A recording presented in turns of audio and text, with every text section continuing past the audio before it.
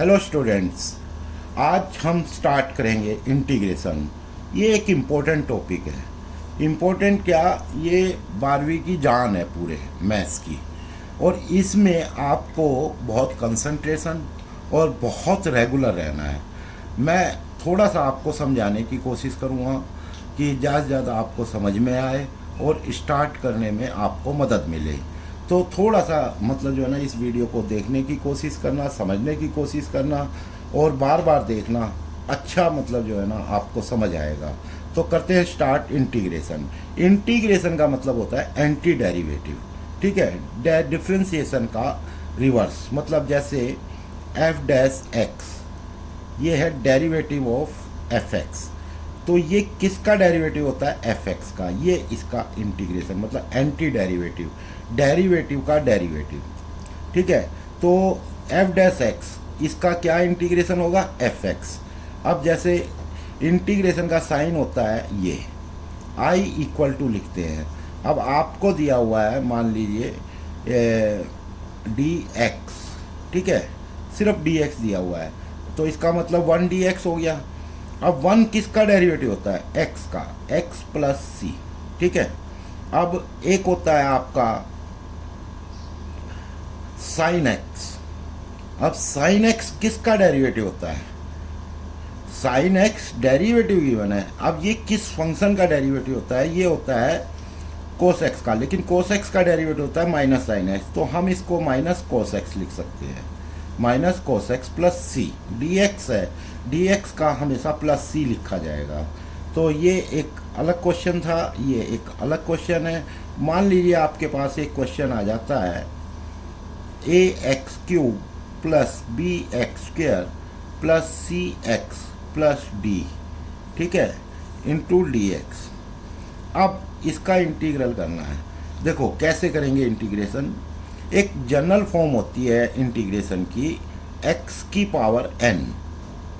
ठीक है, D x. इसमें क्या करते हैं हम? एक पावर ऐड कर देते हैं, प्लस सी। ये अब इसी तरीके से इसमें चलेंगे। कांस्टेंट को हम एज इट इज रखेंगे। जब भी कभी वेरिएबल मल्टीप्लाई करता है कांस्टेंट से, तो कांस्टेंट सेम हो जाता है, उसको कुछ नहीं करते।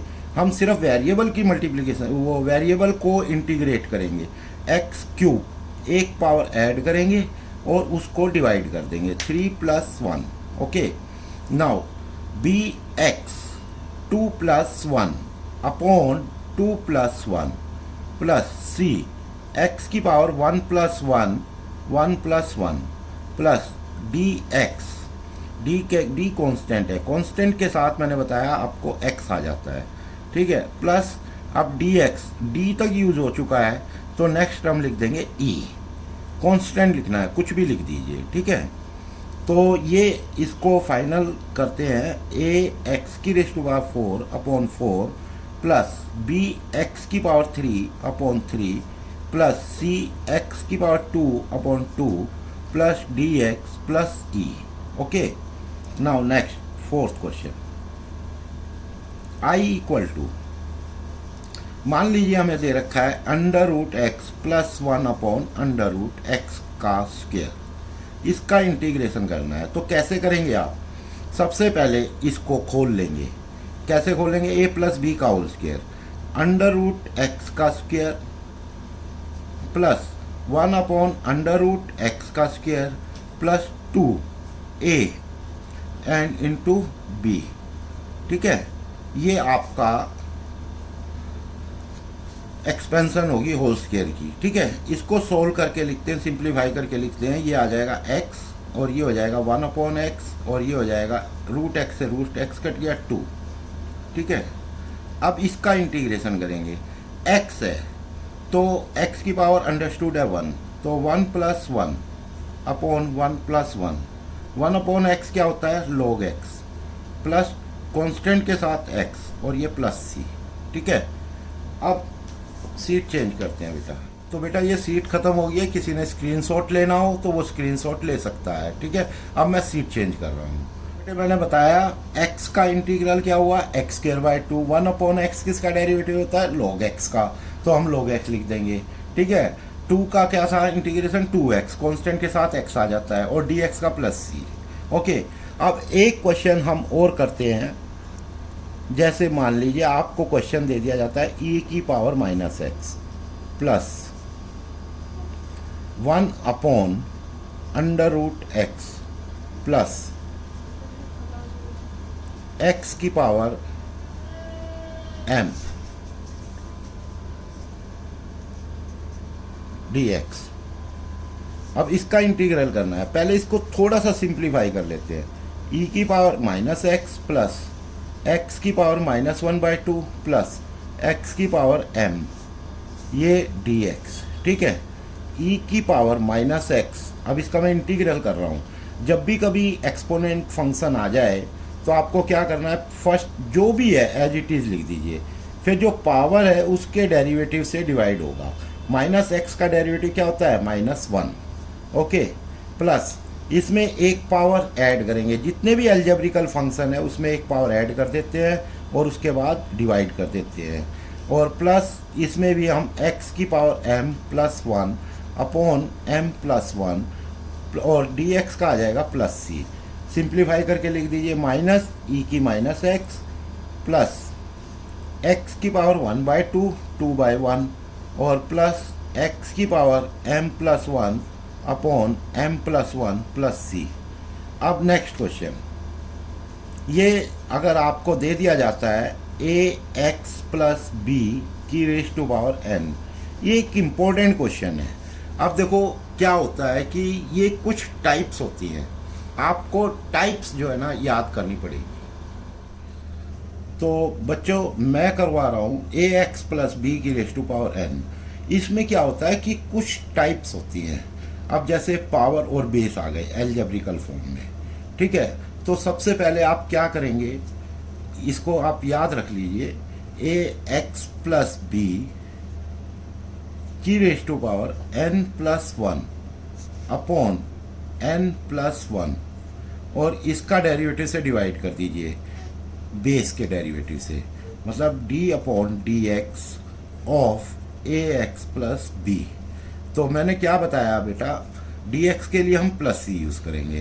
पहले आप एल्जेब्रिकल में जो भी पावर आ जाती है तो हम एक पावर ऐड करते हैं, डिवाइड कर देते हैं और जो बेस होता है उसके डेरिवेटिव से डिवाइड कर देते हैं। ये है इसका सॉल्यूशन, ax प्लस b की raise to power n plus 1 upon n plus 1, ठीक है। और ax प्लस b का है a, डेरिवेटिव होगा a as it is, x का डेरिवेटिव 1 और प्लस कांस्टेंट का डेरिवेटिव 0 प्लस c, ठीक है बेटा। तो इसको थोड़ा सा सिंप्लीफाई करके लिख दीजिए ax प्लस b की raise to power n plus 1 upon n plus 1 plus c। ये क्वेश्चन खत्म हुआ, ठीक है। तो आप ध्यान रखेंगे। अब इसको ऐसे भी पूछा जा सकता है क्वेश्चन को, जैसे सपोज कीजिए आपके पास क्वेश्चन आ जाता है 3x प्लस 2 की raise to power 3/2 into dx, ठीक है। अब इसमें क्या करोगे, वही पावर है हमारे पास 3/2, तो इसमें एक पावर आप ऐड कर देंगे 3x प्लस 2, एक पावर ऐड करोगे 3/2 प्लस 1, इसी से ही डिवाइड कर दो 3/2 प्लस 1, ओके। और इसके डेरिवेटिव से डिवाइड कर देंगे 3 और x का डेरिवेटिव 1 और 2 का 0 और ये प्लस c, ठीक है। अब हम सीट चेंज करेंगे बेटा। बच्चों अब थोड़े से एक टेक्निकल चीज़ें बताता हूँ मैं इंटीग्रेशन के अंदर, जो हमेशा याद रखना।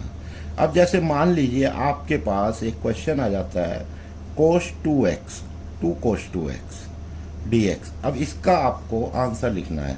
देखिए एक तो कांस्टेंट है, पहले तो ये एज इट इज, कुछ नहीं करेंगे इसका। अब फिर देखोगे कि कोस है, कोस किसका डेरिवेटिव होता है, साइन का, तो साइन लिख दो, एंगल एज इट इज।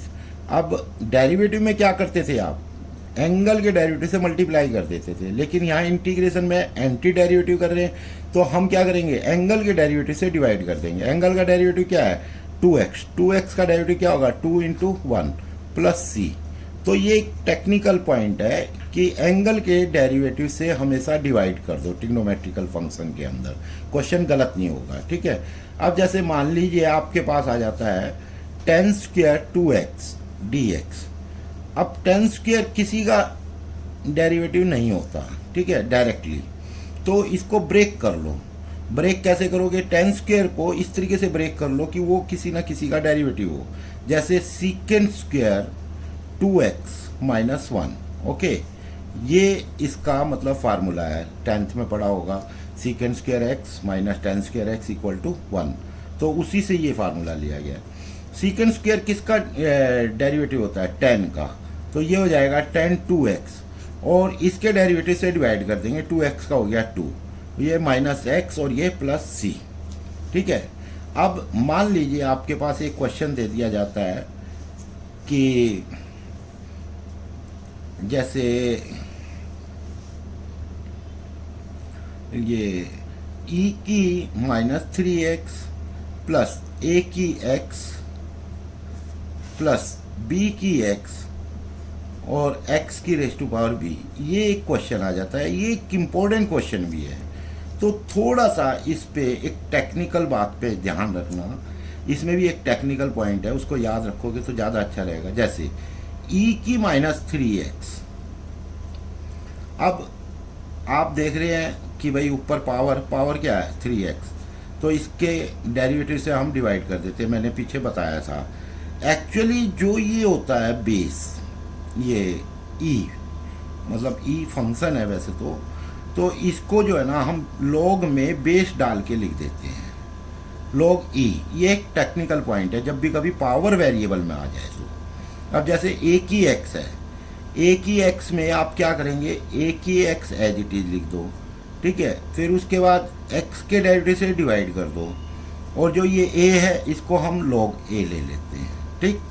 अब इसी तरीके से b की रेस टू पावर x, इसमें b की raise to power x as it is, x का डेरिवेटिव 1 और log b प्लस c। ये एक रट्टा मारने के लिए है। एक्चुअली क्या होता है मैं बताता हूँ आपको। a की x को आप t पुट सब्स्टिट्यूट कर लीजिए, ये मैं आगे बताऊंगा आपको, लेकिन मैं थोड़ा सा इस क्वेश्चन के लिए बता दूँ कि आपको रट्टा भी ना मारना पड़े और समझ भी आ जाए। आप log पुट करते हैं बोथ साइड, तो ये हो जाएगा log a की पावर x log t, ठीक है, ये हो जाएगा x log a is equal to log t, ठीक है। अब इसमें डेरिवेटिव करेंगे बोथ साइड 1, log a क्योंकि कांस्टेंट टर्म है एज इट इज रहेगा, log t का होगा 1/t और dt ओवर dx।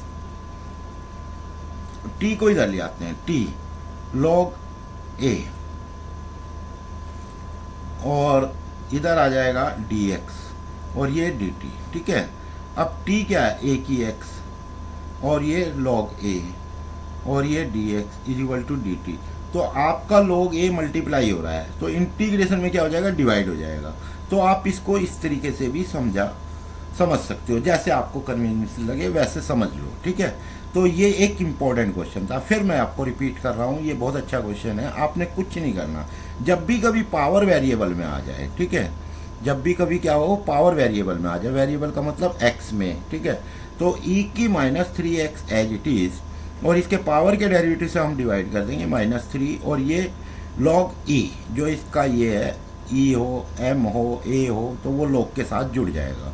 अब प्लस जैसे ये a की x का डेरिवेटिव 1 और a जो है किसके साथ आ जाएगा? log a, इसीलिए b की पावर x, तो ये हो जाएगा b की पावर x 1 log b। अब जैसे ये x की पावर b है, तो ये b कांस्टेंट है, वेरिएबल नहीं है, इसको हम सीधा वैसे ही लेंगे, x की power b plus 1 upon b plus 1 plus c। Okay, ये हो गया जी आपका। ये एक इम्पोर्टेंट थिंग्स थी, इसको ध्यान में रखना है। अब मैं आपको एक दो चीज़ें और बताऊंगा। हाँ, तो बच्चों मैं एक चीज़ इसमें और आपको बता देना चाहता हूँ। जैसे मान लीजिए आपको क्वेश्चन आ जाता है किस तरीके से कि a की पावर x प्लस b की पावर x अपॉन या स्क्वायर, और ये आ जाता है जी आपका a की पावर एक्स और बी की पावर एक्स। ठीक है, दोबारा से लिख लेते हैं, ए की पावर एक्स प्लस बी की पावर एक्स का होल स्क्वायर अपॉन ए की पावर एक्स और इनटू बी की पावर एक्स। ये एक इम्पोर्टेंट क्वेश्चन है। अब देखो, मैंने आपको बताया था उसी तरीके से, पहले इसका होल स्क्वायर खोल लो। ए स्क्वायर मतलब ए की पावर 2x, बी स्क्वायर मतलब बी की power 2x plus 2ax bx। ये हो गया। तो बच्चों, ए की पावर 2x अपॉन ए की x बी की x प्लस बी की पावर 2x अपॉन ए की x, मतलब ये x bx सबके नीचे है। ठीक है, इससे ये कैंसिल हो गया, सेम थिंग है। ठीक है, इंटीग्रेशन का साइन और dx चलता ही रहेगा जब तक आप सिंप्लीफाई कर रहे हो। जब भी कभी पावर बेस इज इक्वल हो तो पावर सब्ट्रैक्ट हो जाती है। अब ये a की पावर 2x है, a की पावर x है, तो ये माइनस करके आ जाएगा a की पावर x अपॉन b की पावर x, ये बच जाएगा। और इसमें बच जाएगा b की पावर x अपॉन a की पावर x और प्लस 2। ठीक है, dx। ये एक इम्पोर्टेंट क्वेश्चन है, ये आते भी हैं यूटी वगैरह में। ठीक है, तो इसमें जो है ना, अब आप इसको कैसे लिख सकते हो, a अपॉन बी की raise to power x plus b upon a की raise to power x plus 2। ठीक है, dx। अब इसका इंटीग्रल करना है, जैसे मैंने आपको समझाया था, पावर वेरिएबल में आ गई है। ठीक है, तो क्या करेंगे, पहले तो एज इट इज लिख देंगे। ठीक है, अब इसका जो पावर है इसके डेरिवेटिव से डिवाइड कर दिया। ठीक है, अब जो बेस है वो लॉग के साथ आ जाएगा, लॉग ए अपॉन बी। ठीक, इसी तरीके से इसका b अपॉन ए की raise to power x upon log b upon a plus 2x और ये प्लस c, ये 2 कांस्टेंट है, कांस्टेंट के साथ x। तो बच्चों, मैंने आपको एक इंटीग्रेशन का स्टार्ट दिया है। ठीक है, ये आपकी फर्स्ट एक्सरसाइज यहाँ कंप्लीट हो जाती है। आप प्रैक्टिस के मद्देनज़र उस एक्सरसाइज को करके देखेंगे तो यही सब चीज़ें मिलेंगी आपको। तो आप प्रैक्टिस के लिए फर्स्ट एक्सरसाइज को करिए और उसके बाद मतलब जो है ना, मैं अगली वीडियो भेजूँगा। तब तक मतलब जो है ना, आप इसको समझ के अच्छी तरीके से प्रैक्टिस करके रखें। और दूसरा, समझ आए, अगर आपको पसंद आए तो इसको लाइक कीजिए, मैक्सिमम शेयर कीजिए, मैं आपकी हेल्प करता रहूँगा। और मेरे चैनल को सब्सक्राइब करिए, मेरे को भी हौसला मिलेगा और आपको भी अच्छा मतलब जो है ना, मतलब समझने को मिलेगा। मैं इम्पोर्टेंट चीज़ें भेजता रहूँगा। ठीक है, तो दोस्तों फिर मैं कह रहा हूँ, मेरे चैनल को सब्सक्राइब कीजिए, लाइक कीजिए, अगर पसंद आए तो इसको शेयर भी कीजिए। ठीक है, धन्यवाद।